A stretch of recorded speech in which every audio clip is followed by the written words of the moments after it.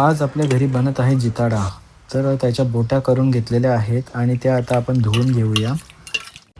मच्छी धुवून झाल्यानंतर मम्मीने मसाला बनवायला घेतला मच्छी फ्राय करायला. तर धना पावडर, गरम मसाला, हळद, मिरची पावडर आणि मीठ टाकलं.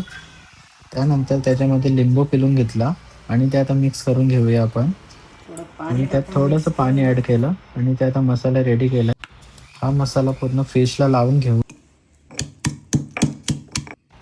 मम्मीने आता पॅन घेतला आणि त्यात तेल ॲड केलं आणि त्याच्यामध्ये ठेचलेला लसूण आणि अद्रक टाकला.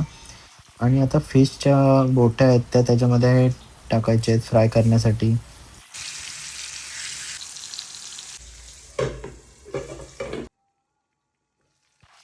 साईड बाय साईड मम्मीने मच्छीचं कालवणी बनवायला घेतला होता डोक्याचा.